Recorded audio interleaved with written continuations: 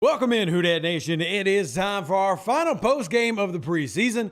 And I'll be honest, and I don't need anybody saying at the first of this podcast publishing how I'm doing revisionist history. But call me superstitious. I'm actually glad the New Orleans Saints are not going undefeated in the preseason. I just don't see that being a good thing historically. So I'm going to sit here and be like, you know what? It ain't that bad. New Orleans will finish the preseason 2-1. With today's loss against the Houston Texans. However, it was not a game of negatives. I'll be honest with you. I think that today was mostly a positive day if you're a Saints fan. And in terms of what you got to see was great in terms of who's going to make this roster. Before the game, Dennis Allen saying that you had about 45 of the roster slots already in stone, meaning that there was 8 for players to go ahead and take advantage of and try to make a spot. And we potentially saw a couple of those names today. As well, I got some things confirmed. So if you were excited, be excited. If you're not excited, still be excited because we are now 2 weeks away from the New Orleans Saints launching off in week 1. And let's go ahead and talk about tonight. I'll be honest, I think tonight was fantastic. I enjoyed tonight from every aspect. I think it was entertainment. I think that I'm really proud of the New Orleans Saints second team defense. And I call them the second team because we ended up having, like 4 teams worth of players playing tonight, but second team defense stopping and stonewalling on the first drive of the Houston Texans offense. I thought that was a great start. Definitely gives you a little bit of confidence. I'd also say that the offense seemed to move pretty well with Jameis Winston at quarterback. So you got to see some of the guys who were fighting for those practice squads look pretty good. And by the way, Adam Prentice running the ball. We got fullbacks running and fullbacks catching passes in the first half. That's where we are. That's where we were. So we had Jimmy Graham, who showed that he is still Jimmy Graham, had a very nice seam pass followed by, I'll admit, look, it looked fantastic, the touchdown pass that Jimmy Graham caught. But I will admit that Coach Curry and the Saints offense did the Texans a little dirty because they ran a switch route to get Jimmy Graham matched up on a guy that's like 5'10", no shot in hell. Great offensive play call. But at the same time, that's not fair. You can't put Jimmy Graham, who's about 7'7", played basketball. Oh, yeah, we're going to talk about that narrative again this year. Just be ready. If you weren't, don't worry. We're going to drive that into the ground because it's potentially the last chance we're going to see Jimmy Graham. So, man played basketball. You can't have Chris Paul trying to guard Dwight Howard. Just doesn't happen. It's not going to work. So, that was hilarious. But you did get to see Jimmy Graham. And I'll say this, personally, I think Jimmy Graham solidified the idea that there will be 4 tight ends on this roster. And I really don't know if you could do anything besides have 4. I think you have to have 4 tight ends. There's absolutely no reason that you can't justify keeping all 4. And if that means that you end up having a roster spot going to somebody else or them losing one because of this, well, that is what it is. I am not going to sit here and say it's a negative. I think that if you're the Saints, you need to have 4 tight ends. You just have got guys who've proven their metal. And I'll look at today. I go back even through my notes as we were going through the game today, and I'm pretty excited. I think that you had some great plays. Alontae Taylor had a beautiful pass breakup today, which is encouraging to see for a guy that's trying to earn snaps. In fact, on the first drive, both him and Brian, my man Breezy, had some fantastic reps. I will say one thing about Brian.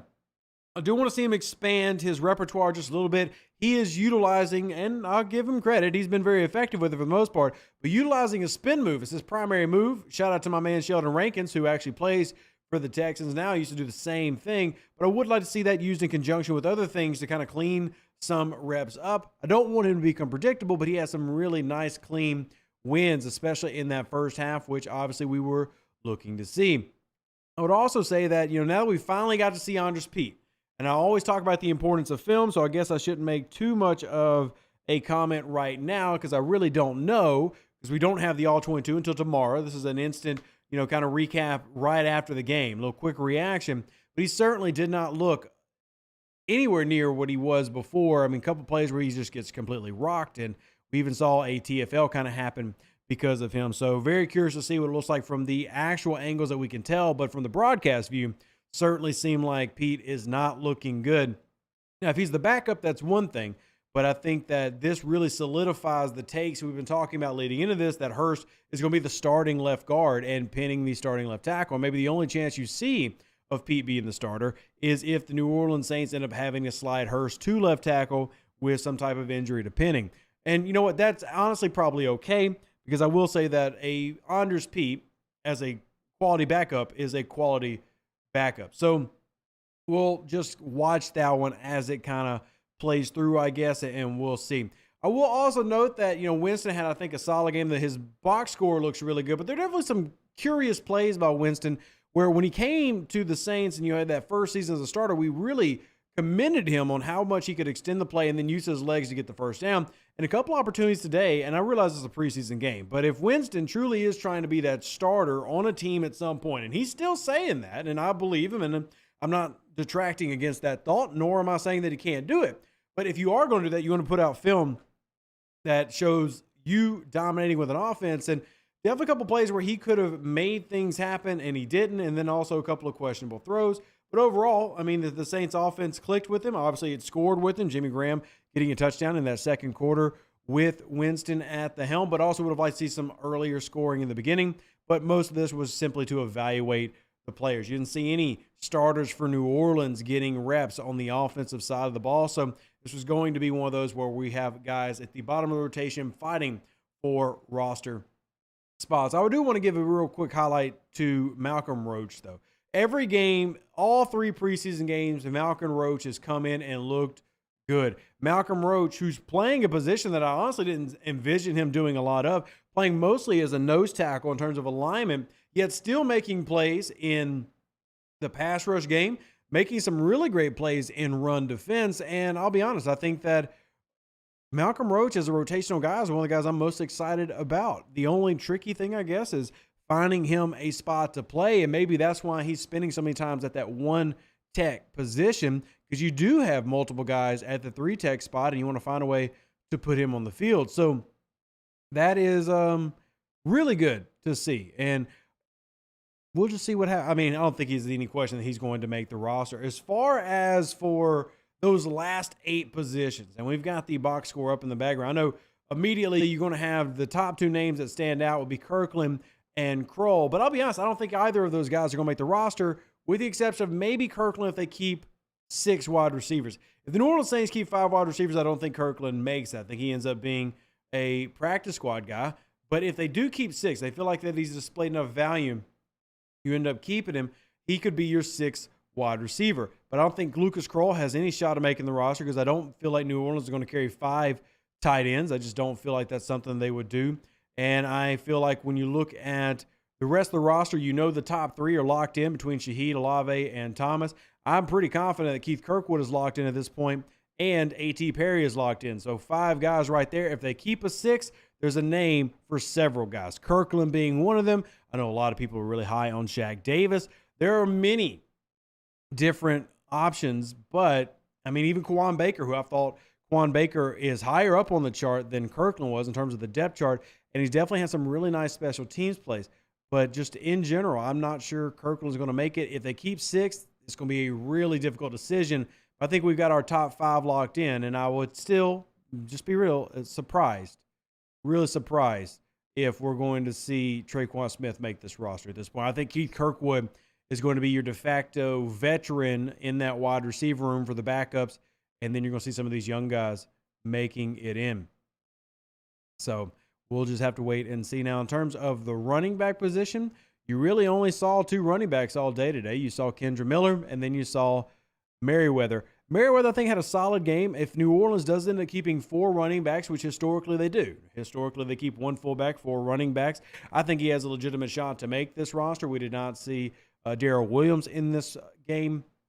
Merriweather probably could be that young guy who ends up running it and making it. Certainly an easier position to make it than some of the other spots, which I feel like are just so tough to crack. We just talked about wide receiver, and I didn't even mention another wide receiver that's made a huge name for himself for the first 3 weeks of camp in Bowden. So no matter where you're at in terms of for the Saints on who's going to make this roster, somebody is going to have to fit to the practice squad. Now, the good news is, I feel pretty confident that just about anybody they want on this offense to make the practice squad is going to make it. I don't see anybody snatching up Shaq Davis, Kawan Baker, Lynn Bowden, John Trey Kirkland. I don't see anybody snatching those guys up. So whoever New Orleans wants to stash on the practice squad, I feel pretty confident from the receiver position they're going to be on there. I'll be very surprised to see any of these guys get snatched by somebody else. But, of course, it is possible. I mean, I'm not saying to say that it can't happen, but I would say for the most part, we're going to see the same thing with what we've talked about in previous years.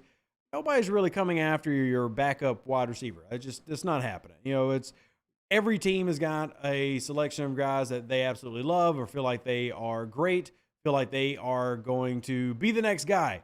And I feel like every team kind of feels like that. I just feel like as a skill position, if you are hoping to stash those guys, I think you can stash them. It might be a little bit easier to stash that than a Lucas Kroll, who just had a really highlight night. And you talk about tight ends having a highlight night. I don't know how many of y'all watched the Denver Broncos game from last night, but they had a tight end who absolutely had a standout night, who I don't even know if he makes their roster. He might after that game, but this is simply the nature of the league. It's seeing how that ends up falling. But when you go to that running back position, again, I'd be pretty surprised if it's not Ellis Merriweather at this point. Maybe you go with the veteran and Darrell Williams, but I'll probably say Ellis. Wide receiver room, I think, is pretty stacked, as well as the tight end room. But, you're going to have some of our normal cases of training camp and preseason fan favorites simply not making the roster. And that's going to be how it is. Let's grab some of these comments because I know people want to talk. Aaron, thank you for supporting the channel. Obviously, people are going to bring up Jake Haener, who had a game that I kind of expected. I think his offseason here has been pretty up and down, and I think that's completely okay for a rookie. Some of the same problems that we saw in his last half start appeared in this game. Bird dogging receivers. He really got to the point where he was just staring down Lucas Kroll, not progressing. And these are pretty common traits for a rookie to go through. And it doesn't bother me because I never expect him to have to play this season. You certainly hope he doesn't have to play this season. But at the same time, you saw a lot of the traits that make you excited about Haener. His ability to move out the pocket, to extend the play, to operate the scramble drill. I thought he had some really, really nice plays in the scramble drill. I still stand on that. I think that some of his mechanics need to get improved. You can tell that a lot of his touches or a lot of his throws are all upper body mechanics. He'll overthrow high. He does a lot of zip passes, needs to work on more touch and more accuracy. But these are all things that can happen in time. And I think that's all love, right? I think that the good news with Haener is you've got two NFL starting caliber guys. I know people are going to cringe. Some of y'all will cringe when I say that about Winston. Other people will go heck yeah because they love Winston. But either way, you got Carr, you got Winston ahead of you. And my hope was always that Jake Haener gets to redshirt his first year and continue to grow as a player and get better at his craft. One of those crafts that he's got to get better at is his pre-post-snap reads and not bird dogging wide receivers. Even if you think that this is going to be open. And I think his final interception of the game is a great example of this. And just to bring this, I know we kind of skipped ahead a little bit, but let's talk about it just for a second. On that play, we don't have the All-22 to see the back angle, but we can see that was a middle of the field open read. That was a two deep shell, looked like. They dropped into an underneath zone, and he got baited. He tried to hit Kroll on a corner route. It's very difficult to hit a corner route versus something like a cover two. It is possible. There's a very tiny window there, but it's got to be very perfect in how you time it, and also the type of pass. You're probably not going to be throwing a beamer. You're throwing a touch pass. You want a little bit more air under it, let the guy run underneath it, and that pass is going to get caught right on the sidelines, right where those hash marks are on the sidelines. And that's not what happening in that play. Obviously, he tried to get it to Kroll, and the underneath defender bit it, knew exactly what was coming, and took it away, and that ended up ending the game for New Orleans. But at the same time, I think that he can improve on that. But that's a great example of how he has to get away from some of those bad traits, because that honestly probably is a play that he gets away with in college. You get to the NFL where you find out even in preseason, everybody's good, right? Even the practice squad guys, the best of the best in the college world.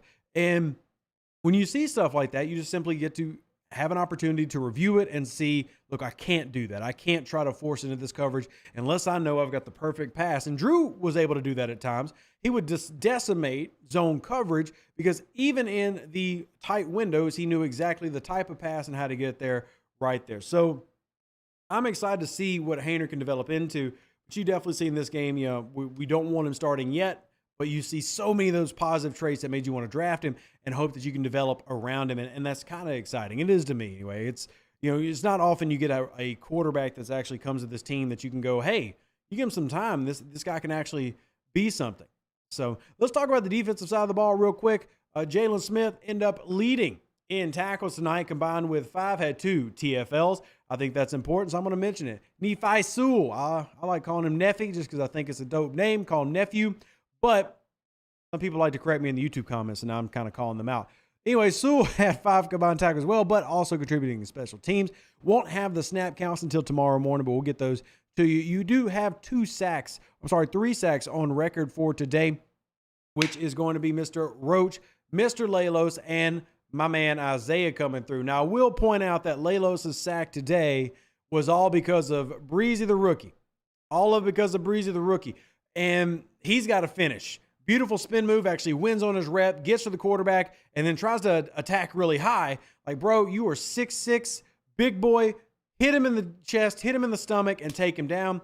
Instead, he tries to kind of wrap up near the shoulder pads, and as tends to happen, you missed that one. Thankfully, the rest of the team was there to clean up the rep, but that was one that actually goes kind of to the rookie, and need to see him get a little bit more clean when he has those type of reps and opportunities. But shout out to Lalos, who ends up now, with 4.5 sacks to end the preseason. I still don't believe that Lalos makes the roster simply because of who all is there. I mean, we talk about roster availability. We got Cameron Jordan, Tano Passignon. You got Carl Granderson, Foskey, Peyton Turner. Those are 5 names right there that I don't think aren't going to make it. So I think Nico Lalos is probably potentially another practice squad guy. He's already been on the practice squad for multiple teams for multiple years, including the New Orleans Saints, but certainly had a preseason that's worth bringing up and definitely worth looking at. But I know after the last game, we had a lot of people go like, how can you not have him on your roster? I'm like, well, I don't think he makes it, but at the same time, he's made enough plays where you got to at least talk about him. He's got to at least have that conversation.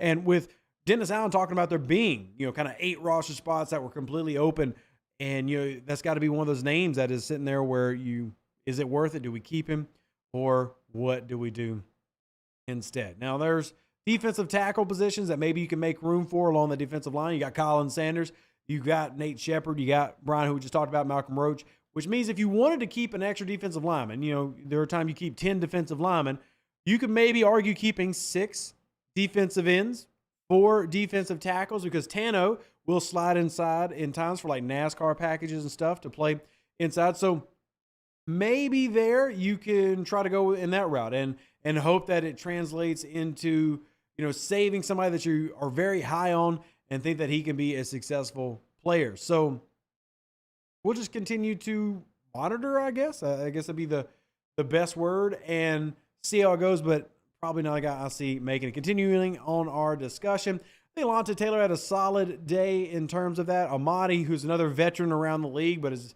looked pretty strong. I actually think that in terms of nickel play, Amadi's somebody that is really difficult to write off. I mean, I think you got to probably keep him going. He's not a rookie. For those that don't know, Amadi has played in the league for a couple years now. But at the same time, the way that he's playing, really tough to get rid of him. This is a 26-year-old that has played with like 4 NFL teams, right? He's with New Orleans now, but he's with Kansas City. He's with Philly, Tennessee, Seattle. I mean, he's been around. But at the same time, if he's performing, he's performing. And he certainly has performed in training camp in the preseason for the Saints. So hard to see him not make it, which means that you also have to now start looking at Lonnie Johnson. Like, has Lonnie Johnson done enough to justify keeping him on the roster? And when we talk about all these guys who get cut, Smoke Monday, big name last year, and even in the beginning of this camp, I don't think Smoke Monday makes this roster, right? And then JT Gray proved that, hey, today, don't forget that I also play football, not just a special teams ace, came in, had some nice plays at safety. So this week is going to be fun. Tuesday, we'll be doing our 53-man roster run on the episode. I leave this one for the Saints more positive than negative. I even look at little things like the penalties. The Saints only had 2 penalties this game. 2 penalties this game, which is a tremendous improvement from what we've seen in the past couple of weeks. If they can play fundamental and clean some of these things up, definitely have a reason to be more excited about what is going on. Could we lock certain players up on our practice squad? I mean, the nature of the practice squad, Lester, is it's not a lock. I mean, the nature of the practice squad is somebody can come and grab somebody from your roster if they want to add them to theirs. But I would say that every team has the exact same problem right now. Every team has got, those guys that they are fringe roster and practice squad players.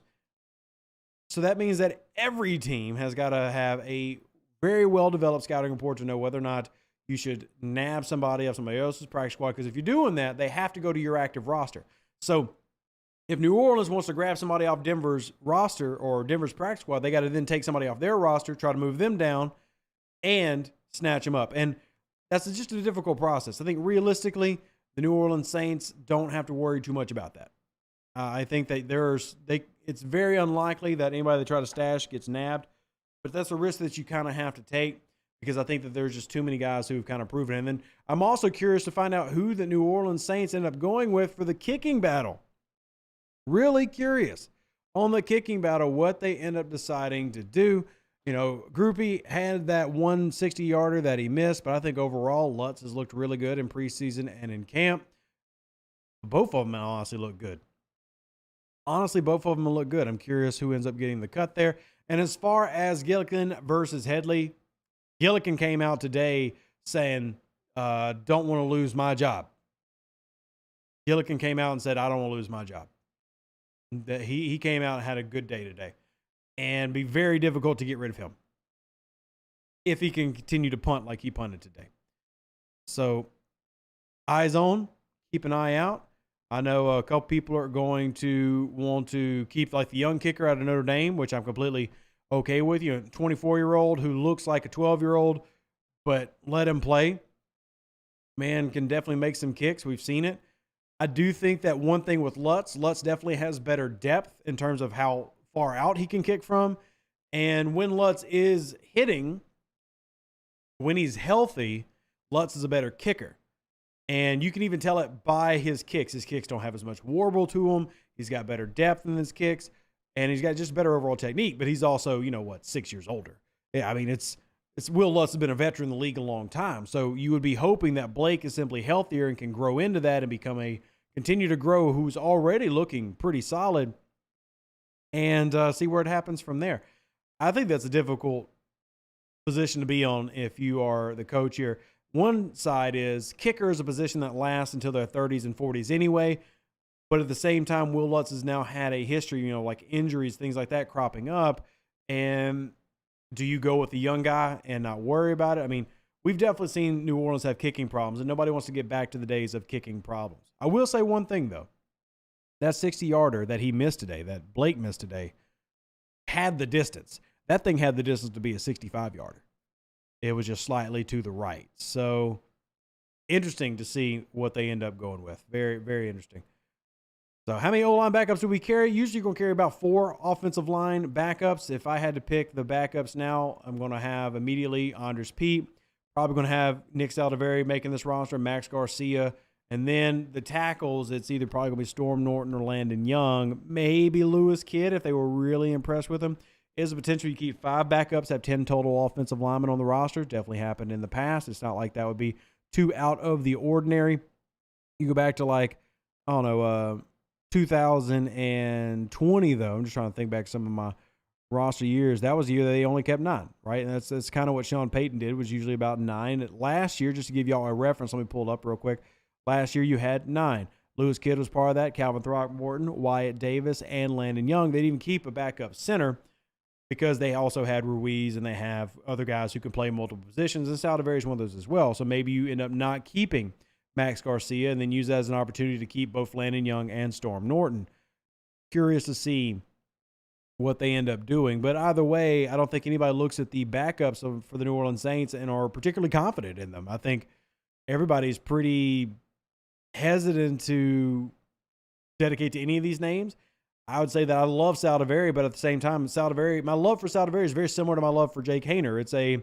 I think in 2 years, they both look really good, but I hope that neither of them are starting in 2023.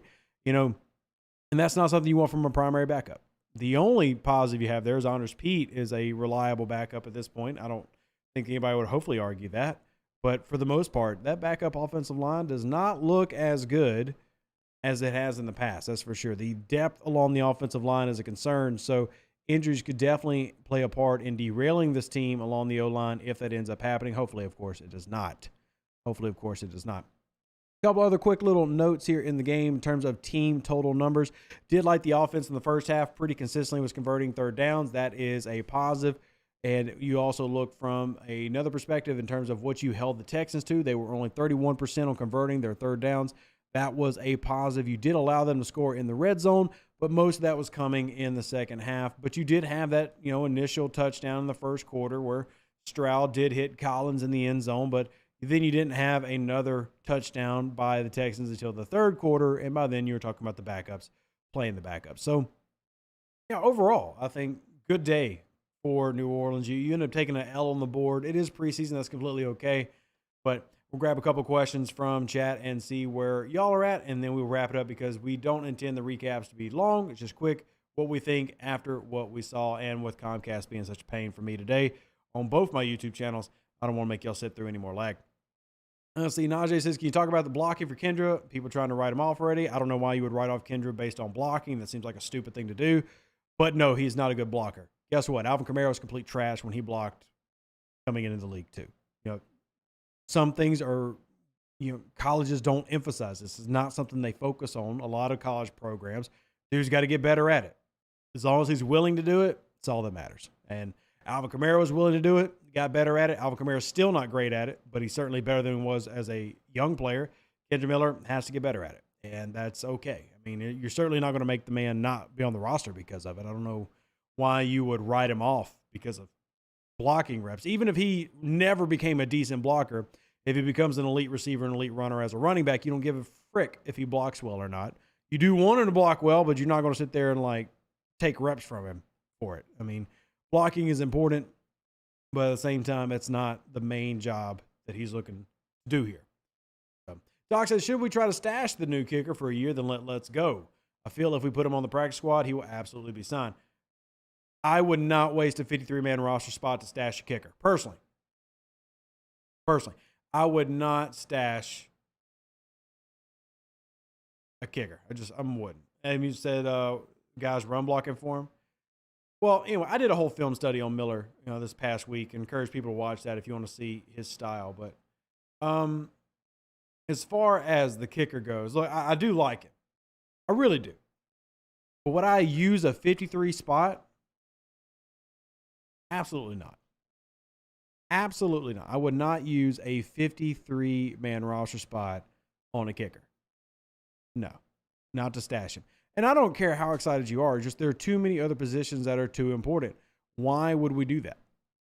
We're talking about guys like Kirkland and Shaq Davis and Kwan Baker and Bowden. Just talking about the wide receivers that you think can make this roster. Well, what's more important?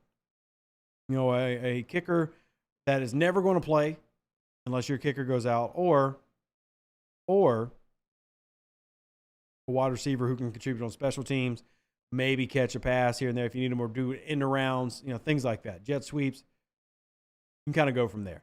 But, yeah. Trade lots, I don't, no.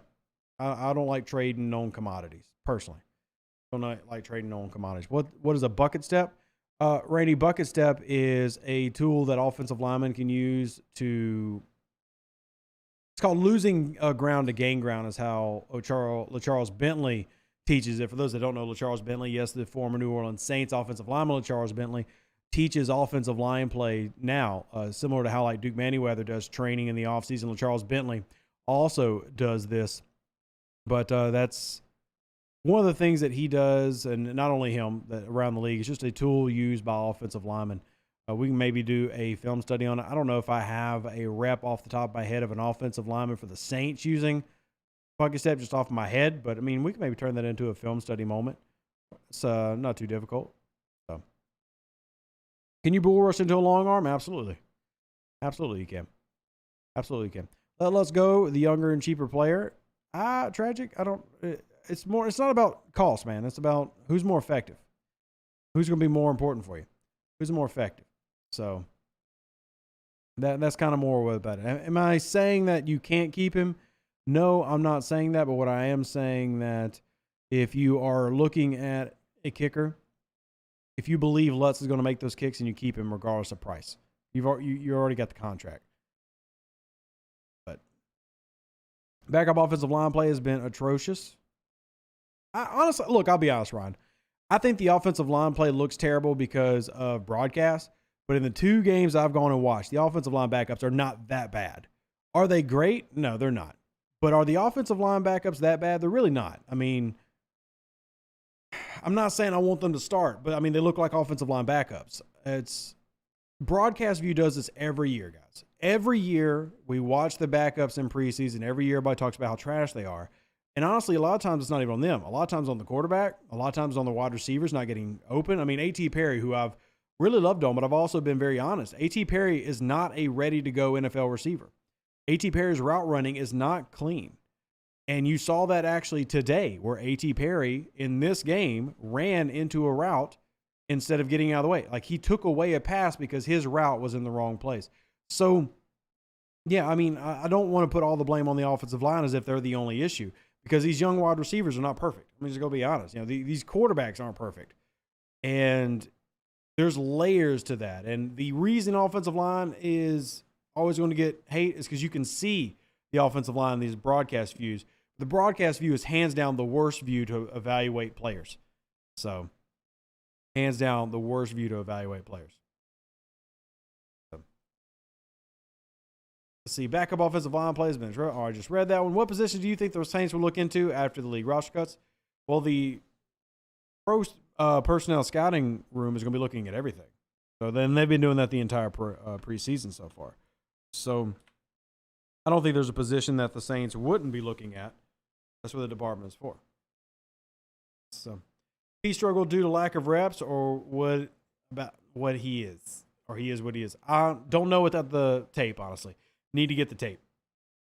We'll wait tomorrow for the tape and see. I saw a couple reps that certainly weren't pretty. But at the same time, again, you really can't evaluate almost any position from the broadcast view. And I don't try to say that from like an elitist standpoint because it's not about, Rev's got access to something nobody else does, so he knows and nobody else knows. But I mean, there's a reason that NFL teams and college teams, nobody uses the broadcast view to evaluate talent. You have to be able to see the entire field and see the entire angles and see the proper angles.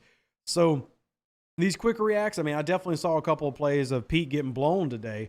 Just complete blown out of the backfield, and even one looked like it caused a TFL. But without being able to see those plays, I can't really say for certain. But we'll talk about that tomorrow. There are some definite things that you can tell are good or bad. I mean, you look at the Jimmy Graham reps. Because they ran multiple replays, you can see Jimmy Graham's reps, some good route running, obviously clear understanding as a veteran how to play the field, and dominating when he has his one-on-one. So you can see that there. Haener looked like a rookie? Absolutely, Kevin. But Haener's always looked the same to me. There's simply going to be positive reps and negative reps. Just like there's going to be guys who dominate one game and they completely kind of fall off the next. There's reasons for that, and that's just the developmental process of young players. No worries for it. No worries for it. All right, so let me see if we got anything else because I do want to wrap up. Remember, Tuesday, we're going to do our 53-man roster episode. I'm going to talk about my 53-man roster, where I'm kind of at right now, and I'm curious to see where all y'all end up being at. So make sure you join the Discord if you haven't already.